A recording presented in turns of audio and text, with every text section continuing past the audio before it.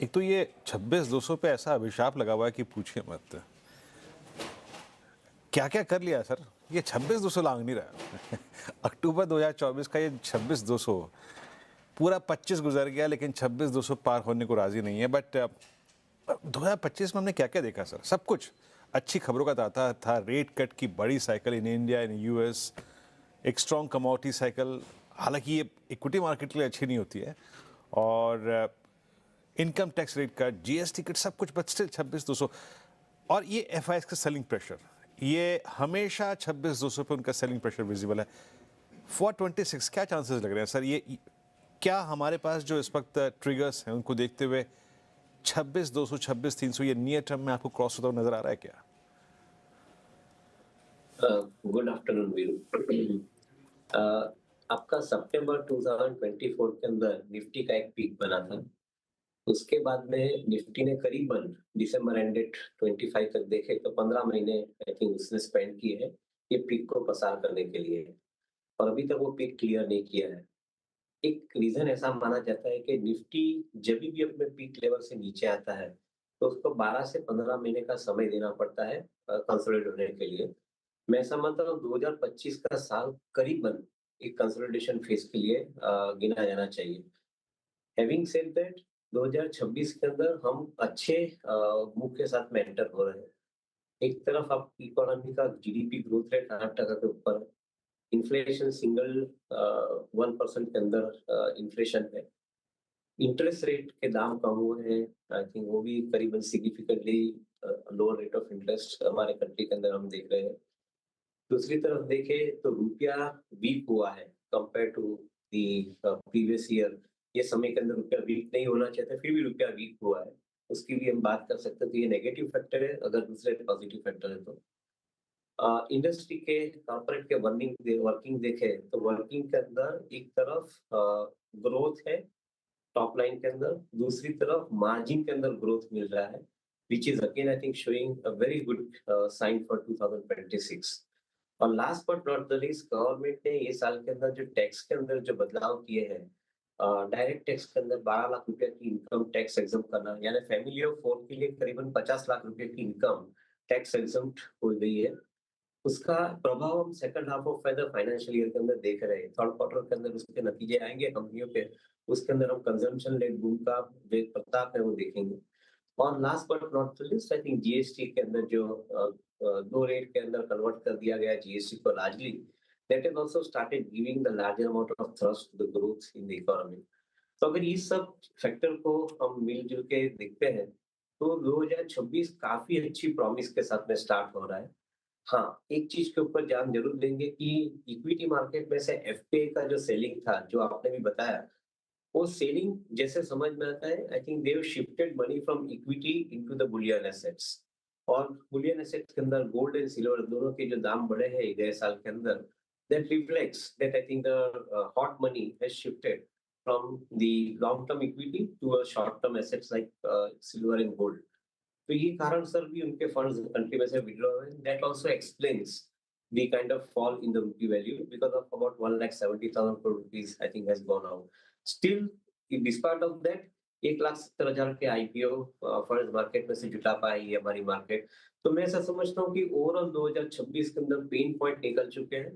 अच्छे प्रॉमिस के साथ में 2026 शुरू होने जा रहा है, तो it's a good sign actually.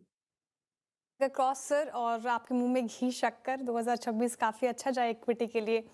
Devendra ji good afternoon. लेकिन आपने जैसा कि पहले प्रश्न के उत्तर में गोल्ड और सिल्वर का जिक्र किया सर, और जैसा कि आपने भी कहा कि कमोडिटीज़ के लिए 2025 काफ़ी शानदार रहा, लेकिन जिस तरीके से आज मुनाफा वसूली आई है प्रेशियस मेटल्स में, गोल्ड और सिल्वर में, मेरा सवाल आपसे ये कि जो अच्छी प्रॉफिट में है सिल्वर एंड गोल्ड में, क्या अभी सही समय है प्रॉफिट बांध लिया जाए यहाँ से, या फिर 2026 में भी ऐसे ही मूव्स आएंगे, बने रहिए?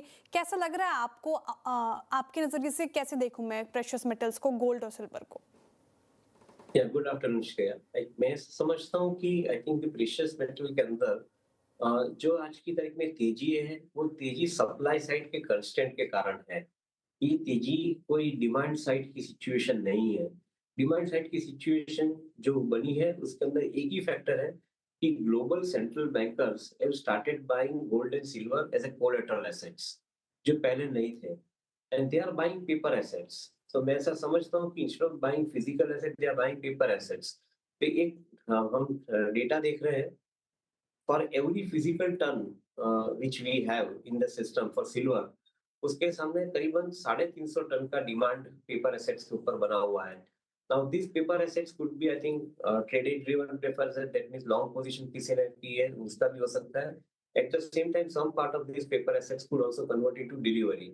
But because of this technical factor, कि against every ton of gold in physical form, if you have 350 tons of gold as a requirement under the paper assets, शायद मार्केट उसके हिसाब से स्क्वीज होते जा रहा था और उसके हिसाब से मार्केट में एक दाम ऊपर बने थे.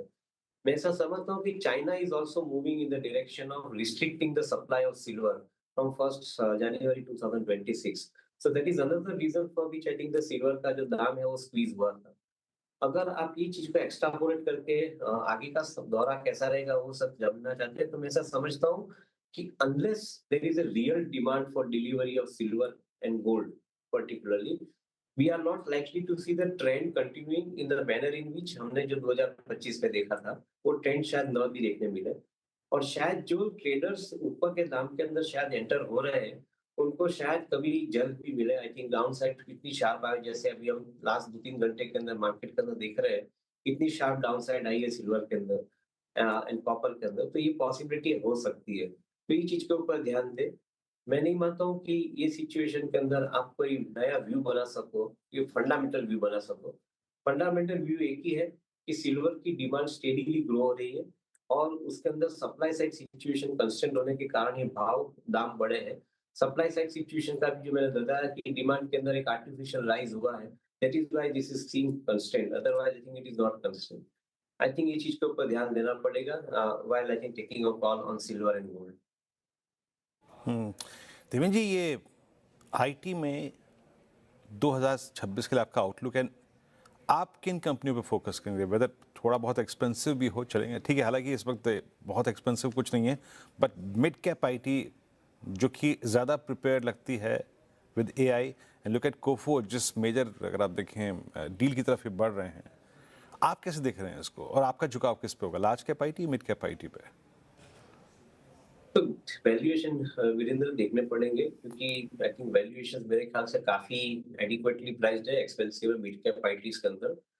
अगर हम कोकोच की भी बात करें तो ट्रैवल एंड हेल्थ, ये दोनों सेगमेंट के अंदर एनबीएफएसआई पर्टिकुलरली, यानी इनके अंदर उनका जो एक फोकस है, उसके अंदर this acquisition that they have done is largely in the area of the health segment, particularly I think for machining part of that segment. मैं ऐसा समझता हूँ कि I think it is a slightly expensively traded stock. So immediately मेरे ख्याल के अंदर I think immediately इसके अंदर कोई इतनी लंबी fair price की opportunity नहीं है. फिर भी I think with this acquisition, if they end up successfully creating I think a very large value chain, then I think the company deserves to be re-rated at some point of time in future, not immediately. Currently तो ऐसा मानता हूँ, जैसे management की commentary सुनी है, उनके ऊपर से एक चीज बाहर आती है कि I think this acquisition is going to dilute some part of the EPS, I think for sure, and that is where probably all eyes would be. So I think I would stay neutral on this particular subject. As far as I think selecting the IT companies, I think we like some of the frontliners like Infosys, TCS. एक तरफ उनके पास balance sheet में cash है, दूसरी तरफ they are changing their model to AI based model. And because of that, I think they are likely to see the larger amount of growth in the books. Downside will remain limited, which is my fundamental requirement. क्योंकि valuations के नजरिए से भी देखें तो I think some of these companies are not quoting expensive compared to their mid-cap peers. So मैं ये समझता हूँ कि I think likes of TCS, Infosys could be relatively better choice to play little safe at this point of time. Maybe they may give small appreciation of 15-20% in a year's time. But that should be enough, I think, for those who want to trade safe at this point of time. Okay, एक important sector IT पर हमने बात कर ली, Coforge पर आपका neutral रुख देवेंद्र जी. लेकिन defence as a space किया, डीएसी की आज बैठक हुई और बैठक में 80,000 करोड़ रुपए के रक्षा सौदे को मंजूरी मिली और डिफेंस ने 2025 के शुरुआत में भी सर अच्छे रिटर्न्स दिए हैं, हाल फिलहाल में भी अच्छे रिटर्न्स दिए हैं। क्या 2026 भी डिफेंस के लिए अच्छा रहेगा? आपका व्यू? ग्रोथ डेफिनेटली टॉप लाइन और बॉटम लाइन में बनेगा, इसके अंदर कोई दो राय नहीं है, because most of the companies are showing a good visibility of execution.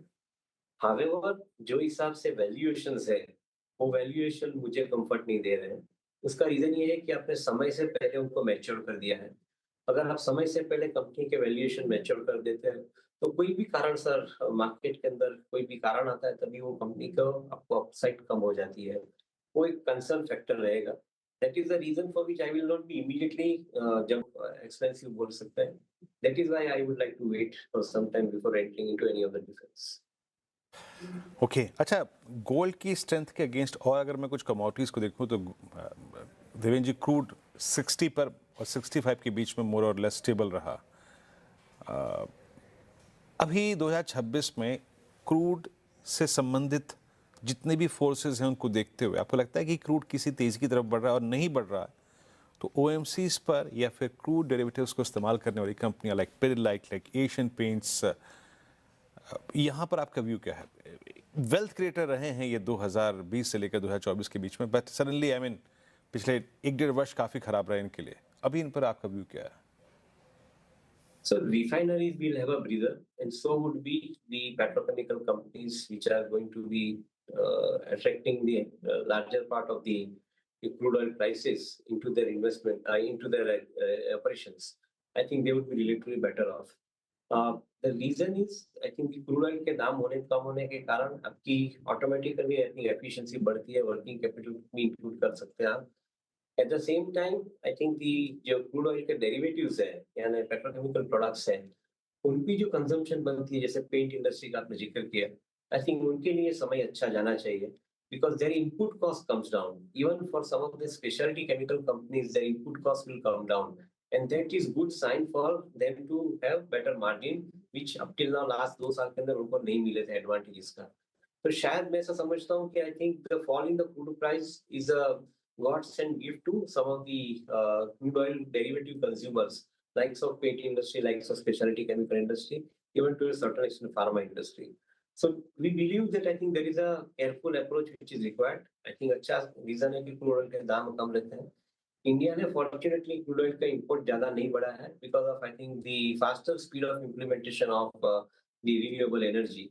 और मैं ऐसा समझता हूँ कि this is going to be the trump card in the hands of the country, including from the current account deficit management point of view. So we are relatively much better position at this point of time with the crude oil prices going down, and I think the beneficiaries are the users of derivatives of crude oil as a commodity. Okay, हाँ, thank you so much sir Devendra ji, आज हमारे साथ जुड़ने के लिए, तमाम सवालों के सेक्टर स्पेसिफिक अपनी राय रखने के लिए, और बहुत शुक्रिया सर आपके वक्त के लिए। और 2026 आपका काफ़ी अच्छा जाए। CNBC आवाज़ के परिवार की तरफ से आपको नववर्ष की हार्दिक शुभकामनाएं सर।